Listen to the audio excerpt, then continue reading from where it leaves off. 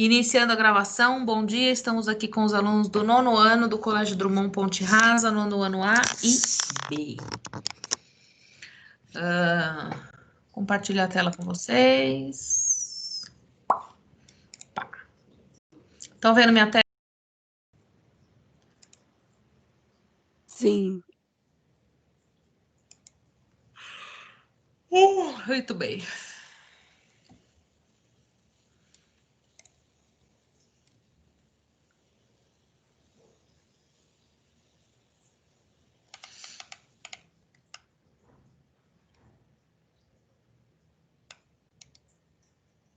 Vamos lá, terminar isso aqui? Professora, eu não estou conseguindo enxergar a sua tela. Não. Peraí. Deixa eu pensar aqui. E agora? Agora foi. Foi?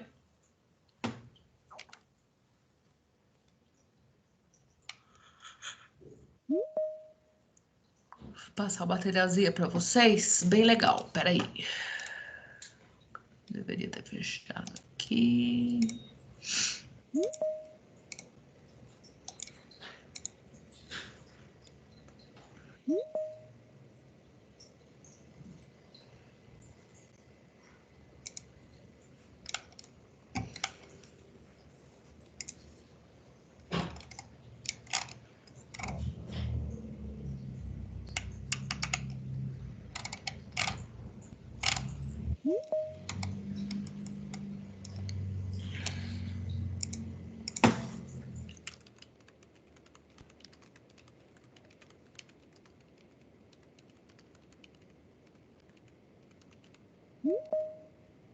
Ixi, tem um monte de gente entrando e saindo aqui, hein? Yasmin.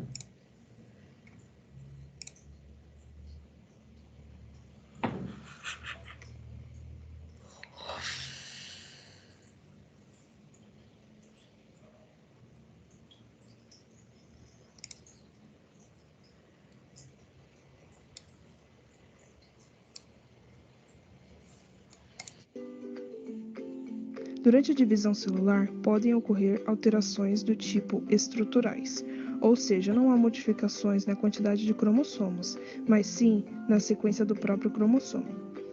Estes se quebram e os fragmentos se unem de modo aleatório, diferente de como estavam originalmente. As alterações do tipo estruturais podem ser causadas por agentes biológicos, radioativos ou químicos. Essas mutações podem afetar células somáticas ou germinativas. Caso as últimas sejam atingidas, serão hereditárias, podendo ser passadas de geração em geração. Há dois tipos de mutações estruturais: as equilibradas e as não equilibradas. Nas equilibradas, a morfologia do cromossomo muda, mas não há ganho ou perda de material genético. Assim, o indivíduo não apresenta fenótipo, mas pode ter problemas de fertilidade, devido a complicações na meiose geradas por essa mudança. Já na não equilibrada, há perda ou ganho de material genético, sendo que as pessoas afetadas por esse tipo de mutação apresentam fenótipos. Algumas das mutações cromossômicas são deleção, que ocorre quando há perda de um segmento do cromossomo, desequilibrando-o. Essa deleção pode ocorrer na extremidade de um cromossomo terminal ou ao longo do braço intersticial. Duplicação acontece quando há erro na duplicação do material genético, gerando um acréscimo deste. Ele pode ser de dois tipos: em tandem, que é a duplicação seguida do fragmento em que lhe deu origem, ou insercional, que não é seguido do fragmento que lhe deu origem. Cromossomo em anel ocorre quando há quebra de duas partes no cromossomo e as extremidades de seu fragmento se unem formando um anel. Isocromossomo é quando há um braço ausente e outro duplicado. Uma pessoa com 46 cromossomos que possui um isocromossomo apresenta uma única cópia do material genético de um braço, monossomia, e 3 cópias do outro, trissomia. E por último, e não menos importante, a mutação do tipo translocação, que é a troca de dois segmentos não homólogos, e podem ser recíproca ou robertsoniana. Na recíproca, a permuta entre ambos os segmentos partidos, e o número de cromossomos permanece inalterado, sendo assim inofensivo. Na robertsoniana, um cromossomo acrocêntrico, que é aquele que tem o centrômero na extremidade, se funde a outro cromossomo acrocêntrico. Desta forma, os braços curtos são perdidos. Este foi o nosso vídeo e obrigada por assistirem. Bem didáticozinho, né? Os erros cromossomais, tá?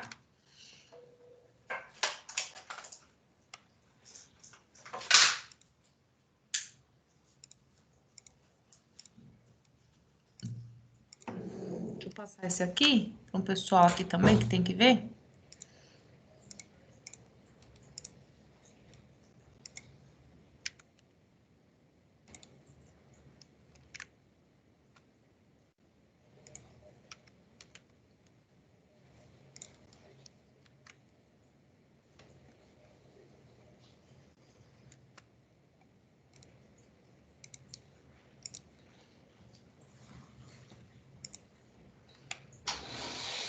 Tudo bem, gente? Vocês estão vendo a minha tela? Sim.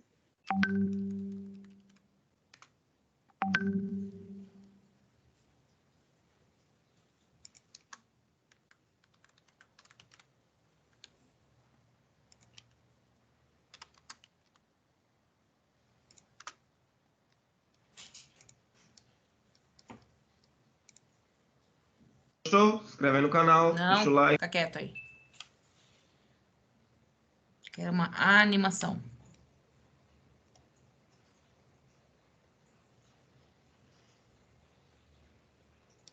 Aqui.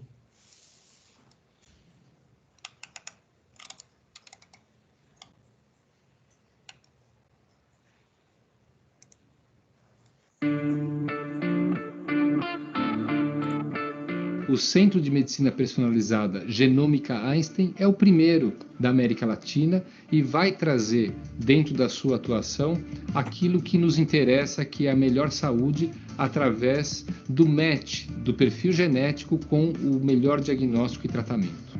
É isso que genericamente hoje tem se chamado de medicina personalizada. Eu tenho um diagnóstico específico para uma pessoa específica e, portanto, a terapêutica é destinada para aquela doença dentro do contexto genético daquele paciente. Dentro desse novo laboratório, nós temos uma área altamente automatizada que permite realização desses testes com grande qualidade e segurança, com altíssima precisão e, fundamentalmente, com maior rapidez. E essa estrutura conta atualmente com mais de 60 colaboradores, contando com mestres, PhDs e pós-doutores. No portfólio, a gente tem atualmente mais de 400 testes genéticos para diversas especialidades, como oncologia, neurologia, imunologia, mais recentemente reprodução humana. Deixou de ser necessário enviar um teste para fora, podendo ser feito em território nacional. O Laboratório Genômica Einstein conta com várias certificações nacionais e internacionais. A principal delas internacional é do Colégio Americano de Patologia, que é a maior certificação internacional de qualidade, é o chamado CAP, acreditação CAP. E a segunda acreditação é a nacional, é chamada PALC, que também é a maior acreditação nacional. Dispomos atualmente de unidades em Recife e em São Paulo, em Higienópolis e dentro das unidades do Einstein. E agora estamos crescendo para outros territórios. Mais recentemente vai ser Porto Alegre, ainda nesse semestre. E a perspectiva de abrir unidades ainda em Brasília, Rio de Janeiro e Belo Horizonte até o ano 2019. A expectativa até o fim do ano 2018 é que a gente está tendo mais de 50 mil pacientes. Genômica Einstein está sendo pioneira no desenvolvimento de uma plataforma de análise bioinformática dos dados de sequenciamento de nova geração, que é a chamada de VARStation. Todos os dados desses exames dos sequenciadores são depositados no VARStation, com suas devidas identificações de rotinas, pacientes, exames, prazos, para cada amostra ser analisada independentemente por 2 analistas e ser revisada por um terceiro usuário para o laudo finalmente ser liberado. nós desenvolvemos um canal de atendimento exclusivo, que é o Ligue Genética. Tanto o paciente como o médico podem nos contatar para obter informações acerca dos exames que nós fazemos, dos procedimentos que nós oferecemos, contando com o Centro de Aconselhamento Genético, com o apoio multidisciplinar que a instituição aqui do Hospital Israelita Albert Einstein oferece. Então, o que acontece, gente? Tudo que foi descoberto até hoje de alterações, a gente tem aqui no Brasil, é claro que aqui está sendo feita uma propaganda, né, do hospital, mas a gente tem no Brasil toda a tecnologia de ponta para realmente descobrir todas as alterações e as alterações que a nossa população tem, que a nossa população brasileira tem. Então, nós conseguimos saber muitas doenças que não eram detectadas antes, agora a gente já sabe através do genoma, né, do projeto Genoma, que é o sequenciamento de todos os genes aí que existiram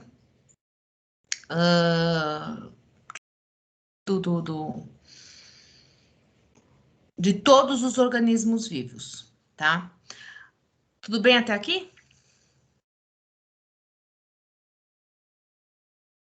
Estão me vendo? Sim, pronto. Bom, isso facilita com o quê? Deixa eu achar a tela de vocês que eu acabei indo para a tela errada. Ah, vocês não estão vendo minha tela, né? Isso facilita o quê? O que vocês acham que isso... Agora estão vendo minha tela?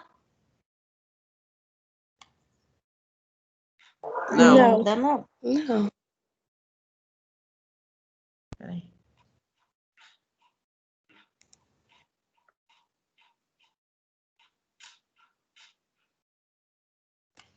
Isso facilita o quê, meus amores? Se eu consigo clonar, se eu consigo fazer, né, os novos...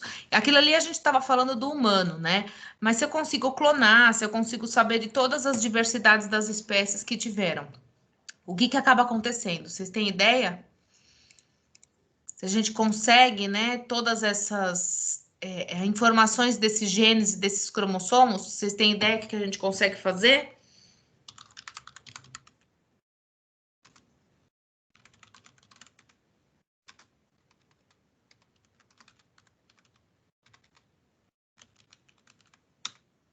Alguém já ouviu falar em dinossauro? Sim. Já. Já? Então, vamos lá. Vocês já ouviram falar em criogenia?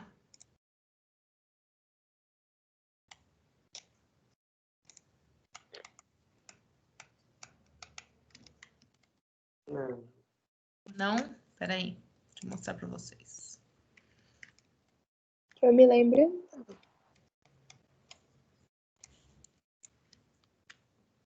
achar um videozinho aqui que eu quero, peraí. Vamos ver se eu vou achar ele. Aqui. Achei.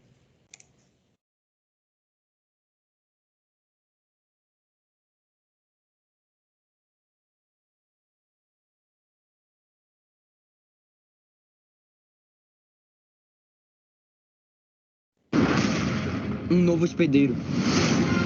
Ele tá montando alguma coisa. Peraí, gente. Não importa o que aconteça.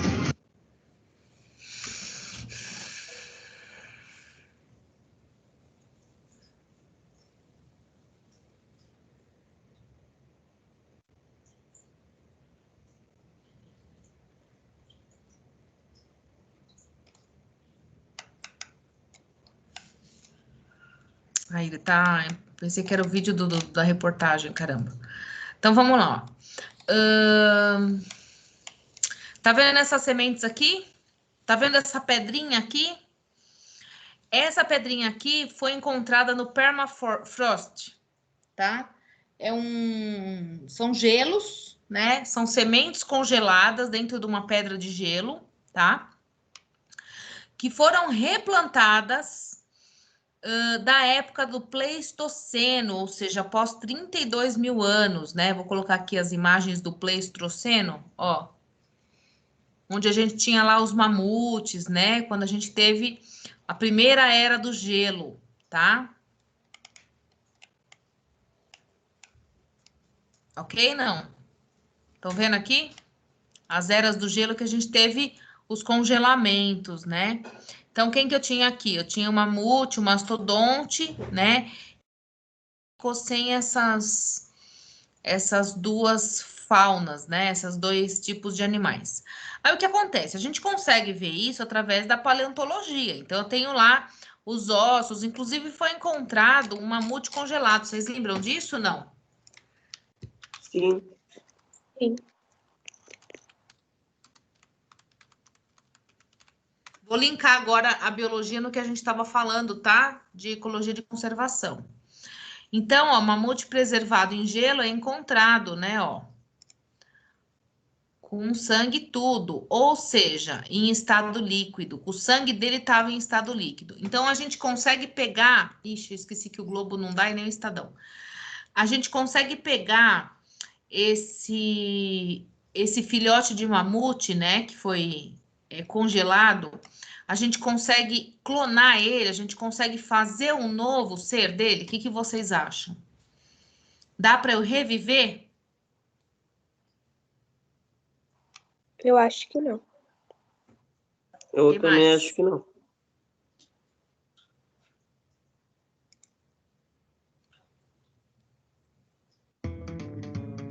Vou esperar passar isso aqui, peraí. Ainda bem que foi rápido.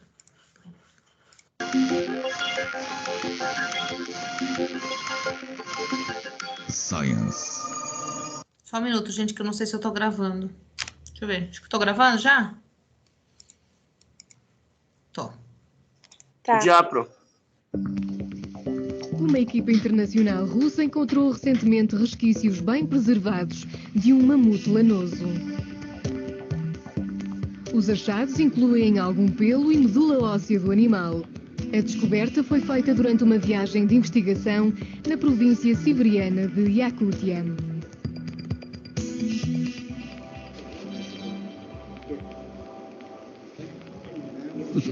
A qualificação das amostras recolhidas pode demorar meses, mas o líder da equipa está convencido que a hipótese de encontrar células vivas é muito remota, mas não impossível, e que mantém a esperança que o DNA tenha sido mantido intacto.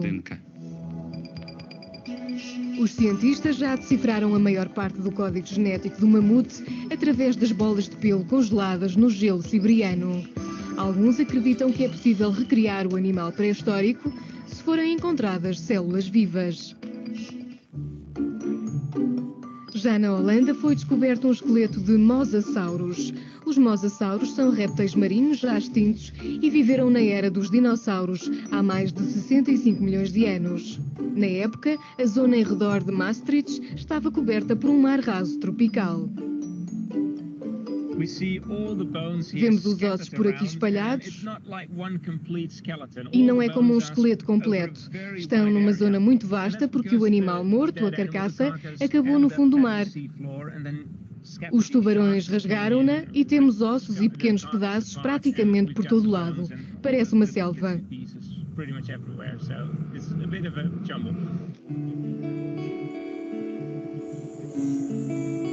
As descobertas sugerem que o esqueleto pertencia ao mais antigo espécime conhecido do grupo Mosasaurus.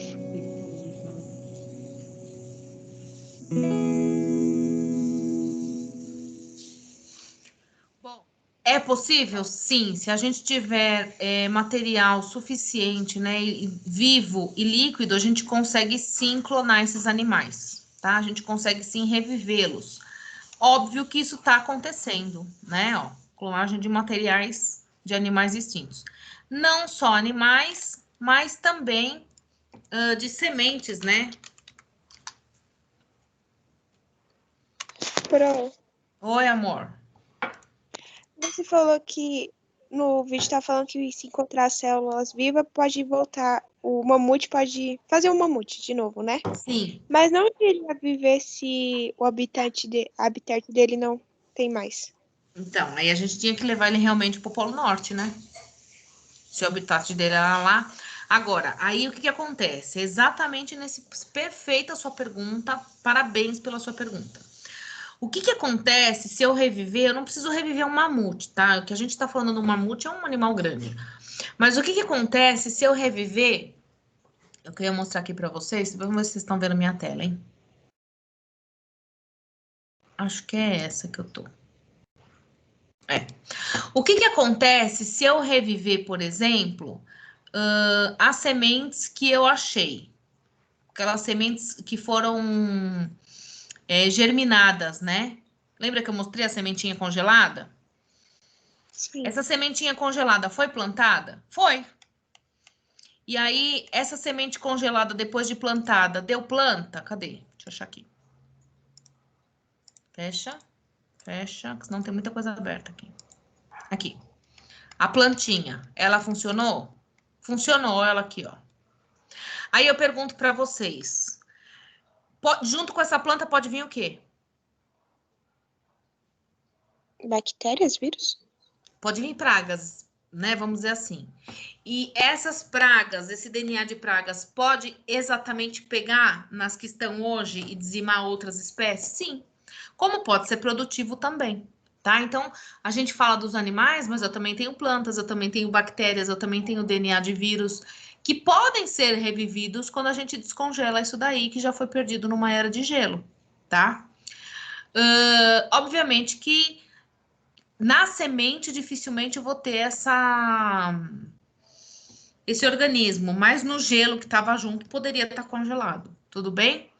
Então, vai acabar acontecendo um desequilíbrio ecológico? Pode acontecer um desequilíbrio ecológico? Pode acontecer sim um desequilíbrio ecológico, tá? E pode realmente reviver algumas pragas, né, de outras eras, tá? Isso pode ser bom, isso pode ser ruim. Uma coisa que está acontecendo agora, que o pessoal está inclusive falando, é que estão aparecendo sementes vindas da China. Vocês viram essa reportagem já da Embrapa? Misteriosas estão sendo entregues. Que algumas sementes estão sendo entregues pelo correio e as pessoas não sabem do que são essas sementes. Vocês já viram essa reportagem? Eu vi. Qual o perigo de plantar isso? A gente não sabe se é uma guerra biológica, né? A gente teve aí, a gente está tendo o corona, que foi um vírus, né? É um vírus respiratório e ele atravessou as fronteiras através dos aviões, né? Das pessoas que vêm viajando. Então, a semente também pode ser um bioinvasor, pode ser uma guerra biológica? Pode. 2020 serviu para mostrar que existe, por exemplo, as bioarmas, tá? Que são guerras biológicas, que são armas biológicas, né? A gente não pode ignorar esse risco grandiosíssimo que muitas vezes a gente acredita que não vai acontecer nada, tá? Dei uma viajada hoje na aula, mas eu fiz o quê? Eu fiz vocês pensarem em tudo que a gente tenta pensar em genética, em clone, em transgênicos, em modificação genética e não associar isso com tudo que a gente está aprendendo, tá? Em conservação, em evolução. Deu para entender a junção que eu tentei fazer aqui? Sim. Legal. Vamos terminar aqui. Deixa eu ver aqui o que a gente tem que terminar. A página 32, que você pediu para casa.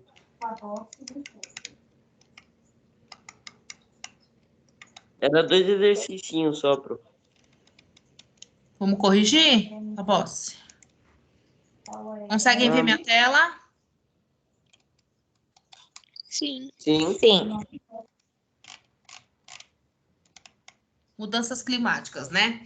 Desde que o ser humano começou a se deslocar de um ponto para outro do planeta, que a gente chama de migração e imigração e emigração, passou a carregar consigo animais, plantas e micro-organismos. Foi o que aconteceu nos pinheiros do gênero Pinus, originais da América do Norte e plantados no sul do Brasil para a produção de madeira.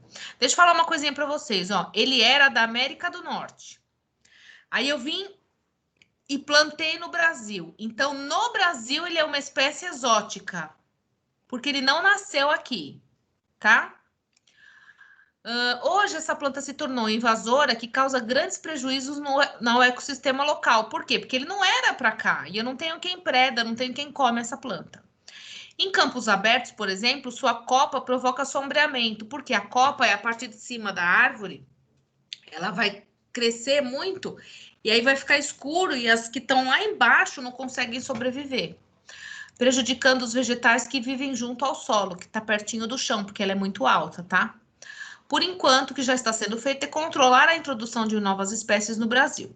O trabalho é conduzido pelo IBAMA, que faz uma análise de risco antes de permitir que algumas sejam importadas, né, plantas ou animais para outras regiões do planeta. Então, o pinus pode ser considerado uma espécie exótica? Sim, porque ele era da América do Norte e ele foi colocado no Brasil. No Brasil, ele é uma espécie exótica. Na América do Norte, ele é uma espécie nativa. Tudo bem?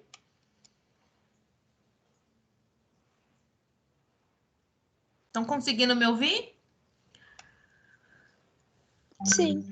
Segundo o texto, quais medidas estão sendo tomadas para evitar a entrada de novas espécies do Brasil? O controle, né, do IBAMA, né, que é o Instituto Brasileiro do Meio Ambiente, né, ele controla a entrada e saída dos animais a nível de aeroporto, de navio, enfim. Deixa eu voltar aqui para vocês. A gente vai falar um pouquinho desse controle, né?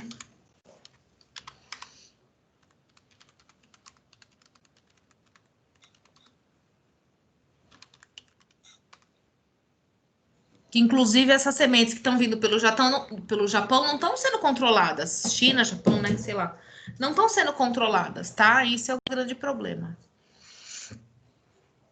Deixa eu mostrar aqui. Controle... Eu vou pôr entrada. As palavras-chave, né?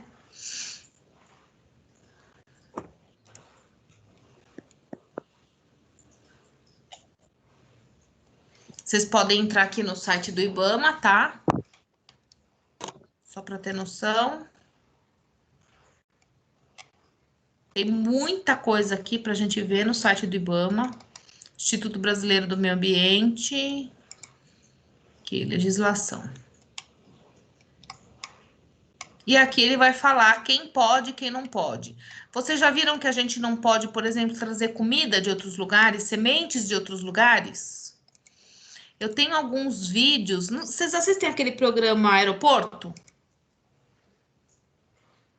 Sim. Né? Naquele vídeo Aeroporto, a gente vive vendo gente que traz coisa para cá e para lá e não pode, tá? Uma outra coisa que é muito perigoso são em terminais do Porto de Santos. A gente tem bastante intervenção sobre isso, tá? Eu tenho que ter uma regulamentação, inclusive para a criação de animais exóticos. Enviei essa semana não, mês passado, o caso da cobra que picou o menino, né, que estudava na USP. Vocês lembram disso, não? Cheguei a ver, não, professora. Quer ver, ó?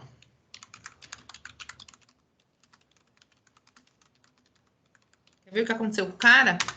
Pouco ainda, hein? Eu vou pôr um vídeo, tá? Porque aí tem uma reportagem. Tem algumas...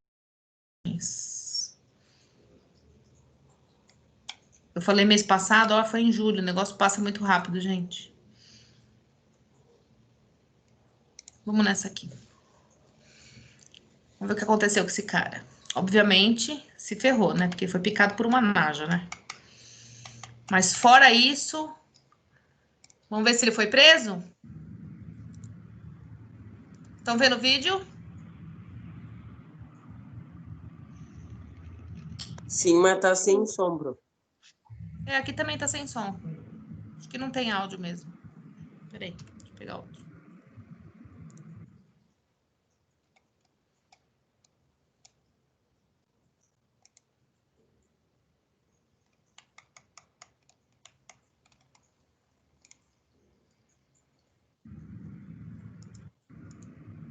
Dia 21. É num local escuro, né? E atrás de um... Vamos pegar uma reportagem. Band de jornalismo, pode ser esse. Um estudante de veterinária foi picado por uma cobra naja e está em estado grave. Olha só a naja aí para você. Essa cobra não existe na natureza brasileira, tá? ela é característica, ela é comum na África e também em regiões da Ásia. A gente tem somente dose única de soro antiofídico para poder combater o veneno. Essa cobra é extremamente venenosa. Ela acabou picando um estudante de veterinária que entrou em coma. A gente vai... Dose única de veneno, ou seja, tem uma dose no país desse veneno, gente, porque não é uma cobra daqui. Tá? Vai acompanhar agora na reportagem de Rodrigo Miranda. Bom dia para você, Rodrigo. Bom dia. O estudante identificado como Pedro Henrique Santos, de 22 anos, está internado em coma induzido na UTI de um hospital particular aqui do Distrito Federal. Ele foi picado por uma cobra naja. Esse foi o primeiro caso de uma pessoa picada por uma serpente dessa espécie no Brasil. De acordo com o IBAMA, essa cobra é encontrada apenas na África e em algumas regiões da Ásia. Segundo a Delegacia de Combate a Crimes contra o Meio Ambiente, a suspeita é que o bicho tenha sido alvo de tráfico internacional de animais exóticos. O Instituto Butantan, de São Paulo, enviou para o Distrito Federal a única amostra de soro produzido a partir do veneno da naja. A vacina já foi aplicada no estudante. A cobra foi deixada dentro de uma caixa perto de um shopping, às margens do lago Paranoá. O animal foi resgatado pela Polícia Militar Ambiental e está saudável. Como ele não tinha autorização para criar a cobra, a multa pode chegar a R$5 mil. O caso segue sendo investigado pelo IBAMA e pela Polícia Civil, que fizeram busca na casa do rapaz durante todo o dia. Eu vou acionar o nosso... Olha só, aí, ó, imagem da serpente naja, que inclusive é proibido você ter uma cobra dessa aqui no Brasil. A Universidade de Brasília já se manifestou, disse que essa cobra não era da universidade. Marco Figueiredo, essa história ficou um pouco estranha, porque o menino Pedro, o jovem de 22 anos que acabou entrando em coma, acabou sendo picado. Foi dentro de casa, foi fora. Olha aí, ó, o Pedro, que está em coma induzido, recebeu uma dose que foi disponibilizada pelo Instituto Butantan, mas não foi suficiente. Ele entrou em coma induzido e depois a cobra foi parar 14 quilômetros longe da casa dele. Você consegue explicar para a gente? A polícia, inclusive, está tentando responder essa pergunta também, né, Mark?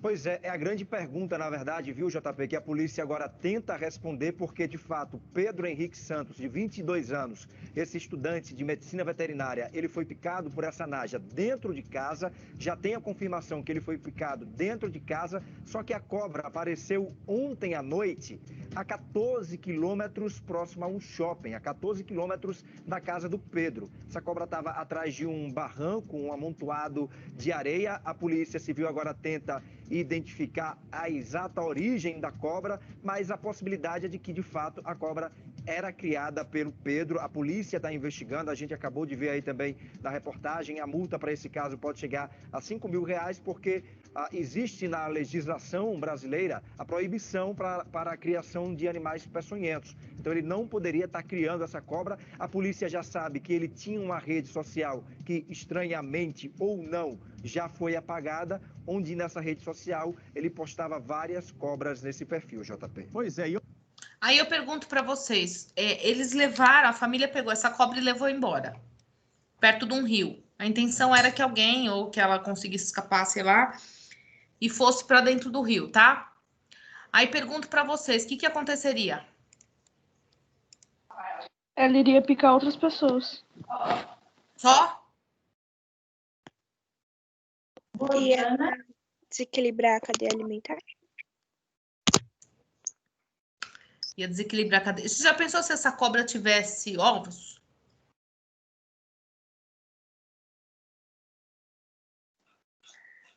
Se ela conseguisse cruzar, não é? Se ela conseguisse fazer um cruzamento com outro tipo de cobra e criar uma nova espécie? Né? Então, assim, é a ponta do iceberg, não é, gente? Picar o cara, R$5 mil de multa é pouco. Não é nada. Ele pagou muito mais que isso para ter essa cobra. Vocês entendem o que eu falo? Agora, o menino morreu? Não. Depois encontraram outras cobras também. Não é o que se sabe até agora. Vamos ver quanto que tá. Vamos ver como é que tá nesse último mês. Encontraram um monte de coisa, galera, no último mês, ó.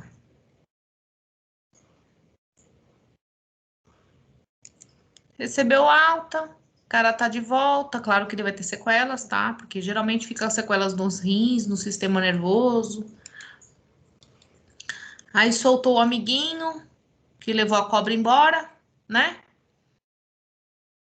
Ou seja, não aconteceu muita coisa, tá?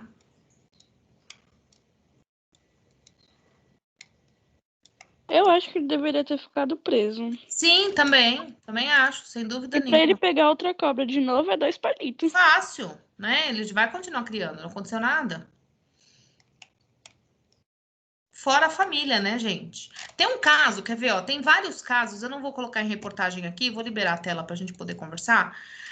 Tem vários casos, por exemplo, de espécies exóticas. Vocês já ouviram falar, não tenho nada contra o cachorro, tá? Pelo amor de Deus. Mas vocês já ouviram falar em Rottweiler, em Pitbull, né? Esses cachorros que são agressivos. Então, esses cachorros que são agressivos são espécies feitas, não foram espécies nativas. O meu cachorro, por exemplo, que eu tenho salsicha, né? Salsichinha, ele foi uma espécie criada, não é uma espécie que existia. Foi uma espécie engenheirada, ou seja, eu pegava um animal e o outro com aquelas características e cruzava esses animais para ter um terceiro animal, para fazer uma especiação, uma nova espécie. E esse animal aqui, por exemplo, o salsicha, ele foi criado, por que ele tem a coluna longa? Porque a intenção dele era entrar nos túneis de terra para caçar texugo, porque o texugo era um destruidor de lavouras. Tá? Então, a intenção do cachorro salsicha era essa, era controlar, fazer controle biológico dos texugos. Por isso que eles são tão compridos, que é para realmente a coluna conseguir entrar dentro de um túnel. E aí a gente pega essas espécies aí e utiliza, né, domestica esses animais. Então, o Pitbull e o Rottweiler são raças que não existiam antigamente, foram criadas essas raças com características geneticamente agressivas, né? E, obviamente, tem o instinto animal. Claro que o cachorro, quando domesticado num ambiente saudável, né? Um ambiente, eu vou dizer assim, tranquilo, ele não vai ter comportamento agressivo. Mas, instintamente, o gene dele é um gene agressivo? Sim. Então, pode acontecer despertar um gene agressivo? Sim. Né? Quantos casos a gente não sabe aí de cães que se sentiram em algum momento ameaçados e mataram o próprio dono? Vocês já viram esse tipo de reportagem? Pro. Oi. Já. Minha mãe já teve 2. Uma morreu e o outro eu não sei dizer. Mas ela falou que um desses cachorros, ele não gostava de criança, porque minha mãe pegou já ele grande, e quando ela pegou, ele não gostava de criança, porque onde ele ficava, as crianças batiam nele e maltratavam. Aí ele pegou raiva. Ele via como uma ameaça à espécie dele, né?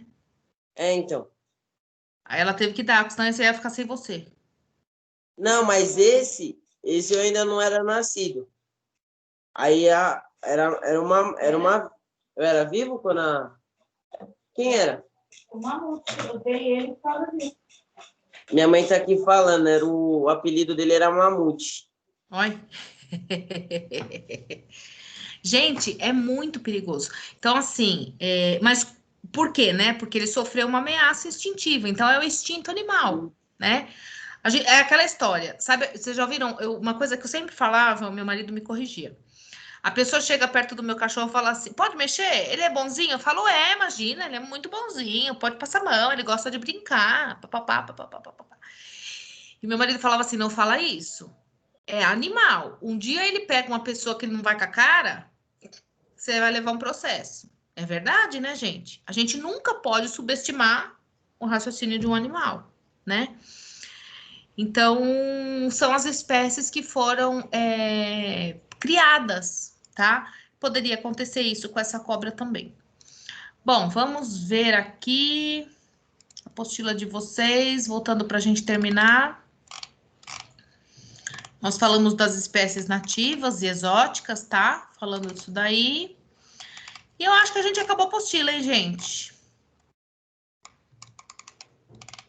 gosto de falar um pouco dessa ética e dessa polêmica, porque tem que ensinar ambientalmente, geneticamente e tal, mas aí a gente tem que mostrar as consequências práticas de tudo que está acontecendo, tá? Ô, Pro. Oi. O Organiza as Ideias da página 38 pode fazer? Pode fazer tudo, meu amor. Agora a gente vai corrigir a apostila inteira e terminar a matéria. Tá? Sim. Relacione, deixa eu mostrar aqui para vocês, espera aí. É isso que eu tô olhando a apostila, vocês não estão vendo minha tela, né? Desculpa, gente, eu bobeei aqui. Agora vocês estão vendo minha tela, né? Perdoa. Organize as ideias, relacione as ações que contribuem para a sustentabilidade. Vamos voltar um pouquinho? A gente fez a 32, né? Aí acabou, né? Isso. Aí agora a gente vai completar, Fabossi, ó. A 38, super facinho esse aqui, tá? A água virtual, eu não falei da água virtual. O que é água virtual? Vou falar rapidamente disso daqui. Eu falei da pegada ecológica só. A água virtual é a quantidade de água virtualmente que a gente utiliza para ter um determinado produto dentro de casa. Então, por exemplo, para eu ter 1 quilo de batata dentro da minha casa e consumi-lo na minha geladeira, fazer batatinha frita, foram necessários 132,5 litros de água para produzir essa batata. Então, desde quando ela nasceu, até quando eu reguei a terra, tal, até essa batata chegar na minha casa, eu precisei de 132 litros de água, tá? Para eu tomar uma xicrinha de café, eu precisei de 140 litros de água. Ou seja, desde a plantação da semente até esse café chegar no pozinho dentro da minha casa. Na produção dele, dentro da indústria, a lavagem da semente, a moagem do café, a limpeza da máquina. Deu para entender? Estão conseguindo entender aqui? Então, assim, para 1 quilo de banana, são utilizados 500 litros de água. Olha aqui, gente, para o leite, 712 litros de água. Aí, para o queijo, 5.000 litros de água. Professora, por que 5.000 litros? Porque o queijo vem do leite, não vem? Só que aí eu tenho que tirar o soro, eu tenho que fazer a lavagem, eu tenho que cultivar tudo isso. Aqui, no caso, eu tenho que o quê? Sustentar a vaca, né?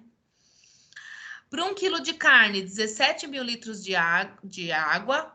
E para manteiga, 18.000 litros de água são utilizados para produzir 1 quilo de manteiga. Tá? Então, água virtual é a água utilizada virtualmente para aquele alimento chegar na nossa mesa. Deixa eu ver se tem algum videozinho bem rapidinho. Amo esses videozinhos, né? A gente consegue imaginar melhor. Numa calça jeans, ó, já pensou? Quanto que a gente utiliza de água para fazer uma calça jeans? Já pensaram nisso? Que tudo que a gente compra tem uma água virtual?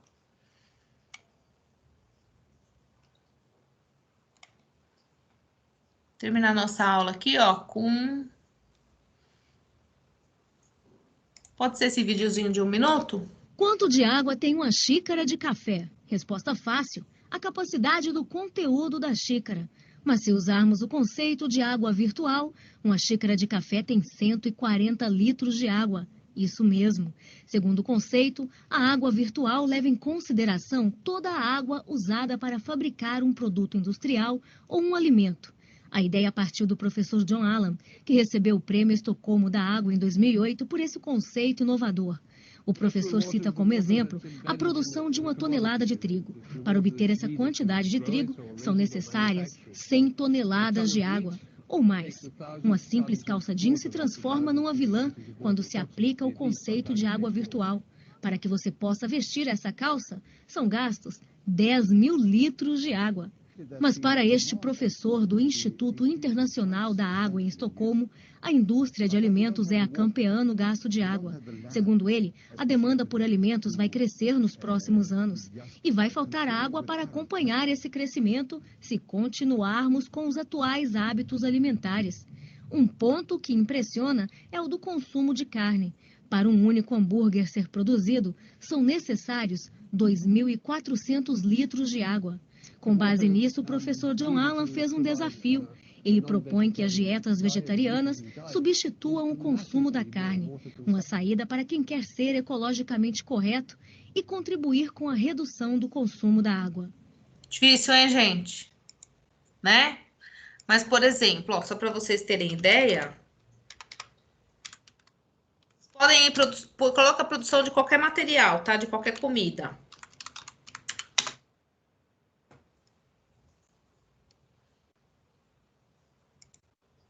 Tem uns videozinhos aí, né? Como que é feita a manteiga, como que é feito isso, como que é feito aquilo. Então, vocês vão ver.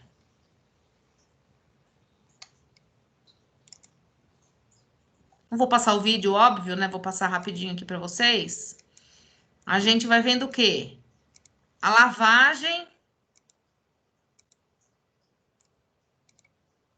Tá vendo aqui? A lavagem da máquina. Quanto que eu utilizo de água para limpar essa manteiga. Tá vendo aqui, gente?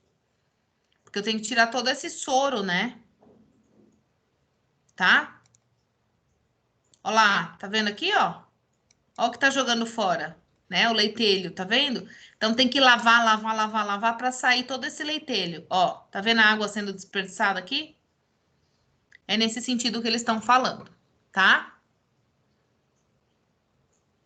25 litros em cada lavagem. Quantas lavagens vão? Entendem o que eles estão querendo dizer aqui?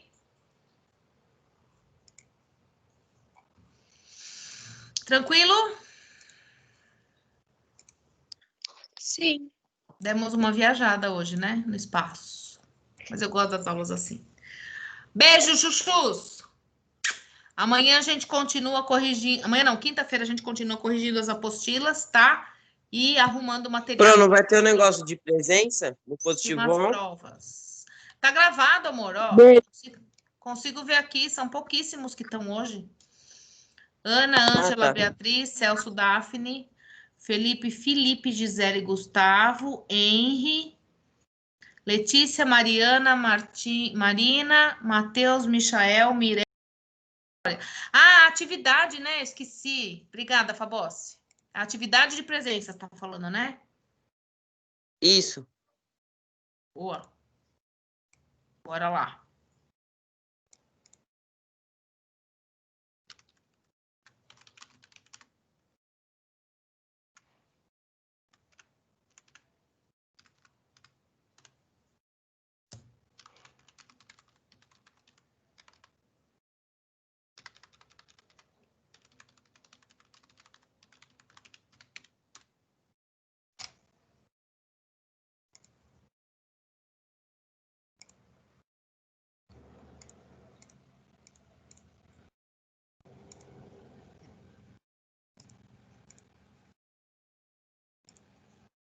Vocês têm que ser rápido, hein?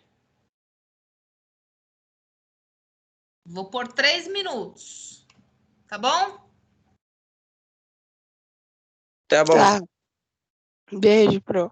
Beijo, crianças. Amo vocês. Fiquem com Deus. Amém. Tchau, tchau.